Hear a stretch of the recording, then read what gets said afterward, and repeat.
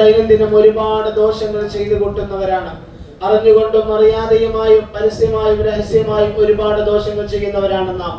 നമുക്കറിയാം, മനുഷ്യരാണ് നാം. നമ്മിൽ നിന്ന് പല തെറ്റുകളും വന്നു പോകാറുണ്ട്. പരിശുദ്ധമായ ഖുർആനിൽ അല്ലാഹു സുബ്ഹാനഹു വ തആല പറയുകയാണ്, ബിസ്മില്ലാഹിർ റഹ്മാനിർ റഹീം, വസാരിഉ ഇലാ മഗ്ഫിറത്തിൻ മിർ റബ്ബിക്കും വജന്നത്തിൻ അർളുഹാസ് സമാവാതു വൽ അർള് വഇദ്ദത്തുൽ മുത്തഖീൻ.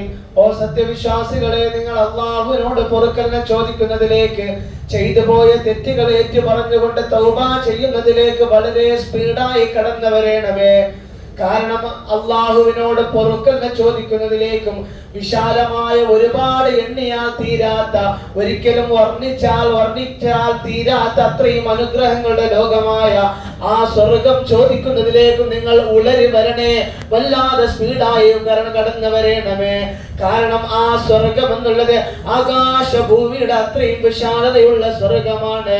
അതിൽ ആളുകൾക്ക് കുറഞ്ഞു പോകുമോ, സ്ഥലമില്ലാതായി പോകുമോ എന്ന് പേടി വേണ്ട. പക്ഷേ അതിൽ കടക്കാൻ പറ്റാത്ത ഒരു വിഭാഗമുണ്ട്. അതാരാണെന്ന് വെച്ചാൽ അള്ളാഹുവിനോട് തെറ്റ് ചെയ്ത ആളുകളാണ്. തെറ്റ് ചെയ്ത ആളുകളെ മഹാനായ ഇമാമുന ഗസ്സാലി റളിയല്ലാഹു അൻഹു അവിടുത്തെ ഇഹ്യാ ഉലൂമുദ്ദീൻ പറയുകയാണ്, തെറ്റ് ചെയ്തവർ സ്വർഗത്തിലേക്ക് കടക്കുകയില്ല. ഒന്നെങ്കിൽ അവന്റെ തെറ്റുകളെല്ലാം നരകത്തിൽ വെച്ച് കരിച്ചു കളഞ്ഞ് പൊറുക്കപ്പെട്ടതിന് ശേഷമാണ് സ്വർഗത്തിലേക്ക് പ്രവേശിക്കപ്പെടുക. അല്ലെങ്കിൽ ഭൂമി ലോകത്ത് തന്നെ അവന്റെ മനം നൊന്തുകൊണ്ട് കണ്ണീരൊലിപ്പിച്ചുകൊണ്ട് ആരൊക്കെ ആ തെറ്റുകളെ പൊരുത്തപ്പെടിച്ചിട്ടുണ്ടോ അവർക്ക് മാത്രമാണ് ആ സ്വർഗത്തിലേക്ക് കടക്കാൻ കഴിയുക. അതുകൊണ്ടാണ് ആ ആയത്തിന്റെ അവസാനത്തിൽ അല്ലാഹു തആല പറയുകയാണ്, ഉഇദ്ദത്തുൽ മുത്തഖീൻ. മുത്തഖീങ്ങൾക്ക് വേണ്ടിയിട്ടാണ് ഈ സ്വർഗത്തിന് നാം ഒരുക്കിയിട്ടുള്ളത്. ആരാണ് മുത്തഖീങ്ങള്? അള്ളാഹുവിനെ പേടിക്കുന്നവരാണ്. ഹബീബായ നബി സല്ലല്ലാഹു അലൈഹി വസല്ലം തങ്ങളോട് ചോദിക്കപ്പെട്ടു, നബിയേ, മൻ അക്രമുൻ നാസി യാ റസൂലല്ലാഹ്, ജനങ്ങളിൽ വെച്ച് മാന്യനാരാണ് നബിയേ എന്ന് ചോദിച്ചപ്പോൾ ഹബീബായ നബി തങ്ങൾ പറഞ്ഞത് ഒരുപാട് വിദ്യാഭ്യാസമുള്ള വലിയ പണ്ഡിതനാണെന്നല്ല, അല്ലാതെ വലിയ വലിയ യോഗ്യതയുള്ളവനാണെന്നല്ല, മറിച്ച് നബി തങ്ങൾ പറഞ്ഞത് അത്ഖാഹും, അവരിൽ ആരാണോ അള്ളാഹുവിനെ പേടിക്കുന്നത്, ആരാരുമില്ലാത്ത ഒരു ലോകത്ത്, ഇല്ലെങ്കിൽ ആരാരുമില്ലാത്ത എല്ലാ തെറ്റിനും അവസരം കിട്ടിയ ഒരു സന്ദർഭത്തില്, അങ്ങനെയുള്ള എല്ലാ സാഹചര്യങ്ങളും ഒത്തു വന്ന ഒരു സമയത്ത് അള്ളാഹുവിനെ പേടിച്ചുകൊണ്ട് ആ തെറ്റിൽ നിന്ന് മാറി നിന്നവനാരാണോ അവനാണ് അള്ളാഹുവിന്റെ അടുക്കൽ വെച്ച് മാന്യനായിട്ടുള്ളത്. വേഷവിധാനങ്ങളെ കൊണ്ടോ, സംസാരത്തിന്റെ വൈകല്യങ്ങളെ കൊണ്ടോ, അല്ലെങ്കിൽ എല്ലാവിധ കഴിവുകളെ കൊണ്ടോ അള്ളാഹുവിന്റെ അടുക്കൽ ഒരാളും മാന്യന്മാരാവുകയില്ല. അള്ളാഹു നോക്കുന്നത് ഓരോരുത്തരുടെയും ഹൃദയത്തിലേക്കാണ്. അതാണ് നബി തങ്ങൾ പറഞ്ഞത്, ലാ യൻദുറുല്ലാഹു ഇലാ അജ്സാമിക്കും വലാ ഇലാ സുവരിക്കും. നിങ്ങളുടെ ശരീരത്തിന്റെ വണ്ണ വലിപ്പത്തിലേക്കോ, നിങ്ങളുടെ രൂപഭാവത്തിലേക്കോ, നിങ്ങൾ കാട്ടിക്കൂട്ടുന്ന കോലാഹലങ്ങളിലേക്കോ അല്ലാഹു തആല നോക്കുന്നില്ല.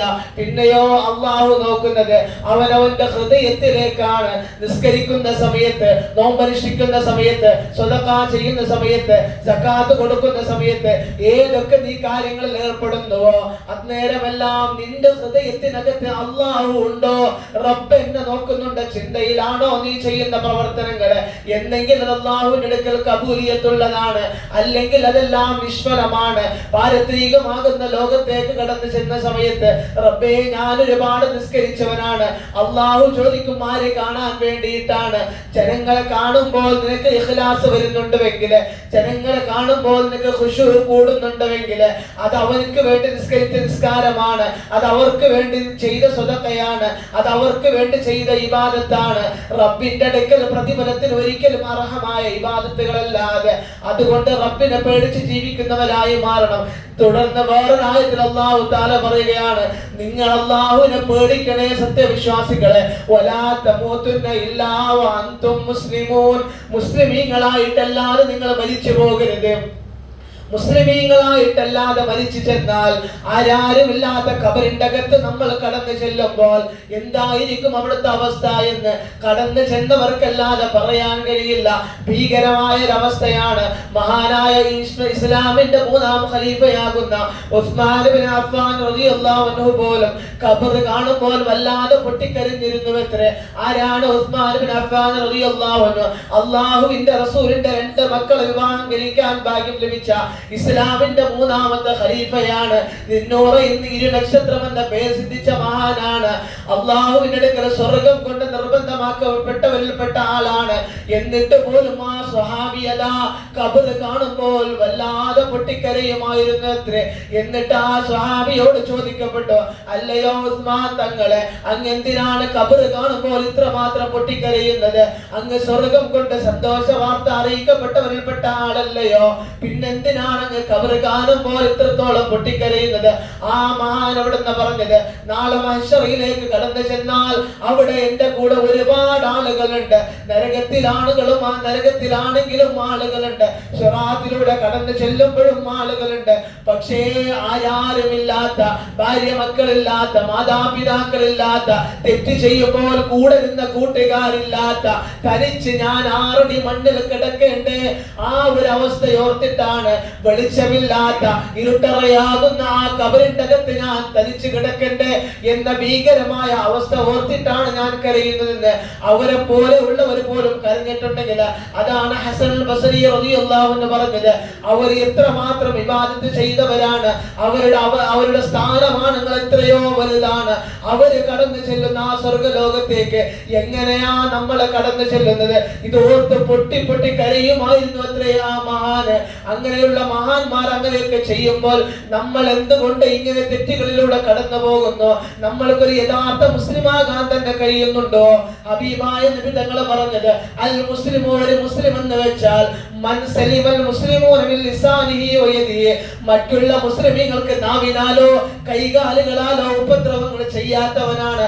നിന്റെ നാവിന് ബലമുണ്ടെന്ന് വെച്ചിട്ട് അന്യ ഒരുത്തനെ വേദനിപ്പിക്കാൻ പാടില്ല. നിന്റെ നാവ് കൊണ്ട് ഏതൊരുത്തന്റെ ഹൃദയത്തിന് വേദന ഉണ്ടായിട്ടുണ്ടോ, അതിന് പകരം ചോദിച്ചിട്ടല്ലാതെ പരലോകത്ത് നിനക്ക് സ്വർഗത്തിൽ ചെല്ലാൻ കഴിയുകയില്ല. നിനക്ക് കയ്യൂക്കുണ്ടെന്ന് വെച്ചിട്ട് നീ ആരെങ്കിലും മർദ്ദിച്ചിട്ടുണ്ടെങ്കിൽ അവനോട് പൊരുത്തപ്പെടിക്കാതെ പാരത്രികമാകുന്ന ലോകത്ത്, സ്വർഗീയ ലോകത്തേക്ക് കടന്നു ചെല്ലാൻ പ്രയാസമാണ്. ചെയ്ത ഇബാദത്തുകളൊക്കെ അവനക്ക് കൊടുക്കേണ്ടി വരും. നിസ്സാരമായി തോന്നുന്ന കാര്യമാണ്. ഒരാൾ ഒരു തെറ്റ് ചെയ്യുന്നത് കണ്ടാൽ അത് കഴിയുമെങ്കിൽ അവനോട് തന്നെ പറയുക. അതാണ് നബി തങ്ങൾ പറഞ്ഞത്, മൻ റആ മിൻകും മുൻകറൻ ഫൽയുഗയ്യിറു ബിയദിഹി. നിങ്ങളിൽ നിന്ന് ആരെങ്കിലും വല്ല ഒരുത്തനും തെറ്റ് ചെയ്യുന്നത് കണ്ടാൽ നിങ്ങൾക്ക് കൈകൊണ്ട് തടയാൻ കഴിയുമെങ്കിൽ നിങ്ങൾ അത് കൈകൊണ്ട് തടയുക. ഫഇല്ലം യസ്തതിഅ ഫബിലിസാനിഹി. കൈകൊണ്ട് നിങ്ങൾക്ക് അത് തടയാൻ കഴിയുന്നില്ലേ, നിങ്ങളെക്കാൾ കഴിവുള്ളവനാണോ അവന്, എങ്കിൽ നിങ്ങൾ നാവ് കൊണ്ട് അവനെ ഉപദേശിച്ച് നന്നാക്കുക. ഫഇല്ലം യസ്തതിഅ, അതിന് നിങ്ങൾക്ക് കഴിയുന്നില്ലേ, ഫബിഖൽബിഹി, നിങ്ങളുടെ ഹൃദയം കൊണ്ടെങ്കിലും നിങ്ങൾ അതിനെ വെറുക്കുക. അതാണ് ഈമാനിൽ ഏറ്റവും താഴെപ്പടിയുള്ളത്. അതെങ്കിലും നിങ്ങൾ ചെയ്യുക. അല്ലാതെ അവൻ ചെയ്ത ദോഷം മറ്റൊരുത്തനോട് പോയി പറയുമ്പോൾ അതവൻ ചെയ്തതല്ലേ എന്ന് ന്യായം പറഞ്ഞിട്ട് കാര്യമില്ല. പക്ഷേ പറഞ്ഞത് വേറൊരാളോടാണെങ്കിൽ അവന്റെ ചെയ്ത തെറ്റിനുള്ള ഫലം നമ്മൾ അനുഭവിക്കേണ്ടി വരും. നമ്മളെ കഷ്ടപ്പെട്ട് ചെയ്ത ഇബാദത്ത് അവൻക്കും കൊടുക്കേണ്ടി വരും.